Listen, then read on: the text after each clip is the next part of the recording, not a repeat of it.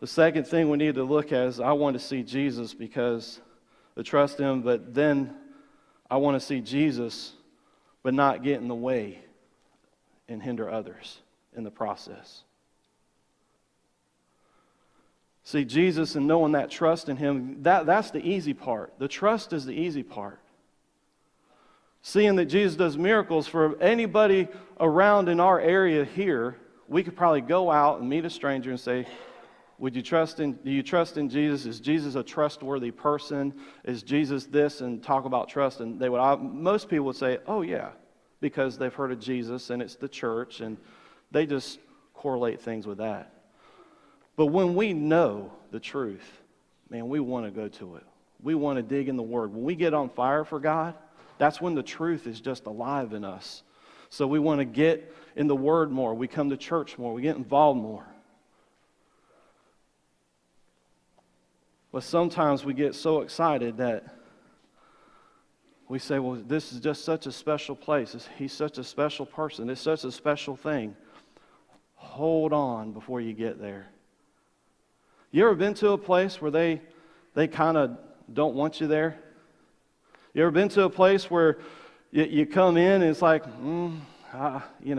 here's a seat, but, that's so-and-so's, so when they come in, you're going to have to scoot. They say, come to Jesus, but here's all the stipulations we put on you. We have to be careful not to say, kids, hold on, you can't come here. Hold on, you can't pass go, you can't collect $200, you can't play the game, you can't do this because you don't fit. It was, the disciples rebuked so strongly. And that word rebuked is used, 20-some different times in the Bible, or in the Old Testament at least. I think the whole Bible is 25 or something. Anyway, that word is such a strong word. And when you look at that word and you say, well, what does it mean to rebuke them? I mean, it goes to the point that they could have physically pushed them away. They could have made a barrier. They were verbally telling them to go away. Well, Jesus said, kids, come on. Told the disciples, you got to let them pass. You got to let them come to me. We get the picture of Jesus sitting either on a rock or in somewhere where it's real peaceful, and he's sitting down and all these little kids are around him. The picture was probably taken later on that afternoon, because at the beginning it wasn't that sweet. But I look at what the disciples learned in that time.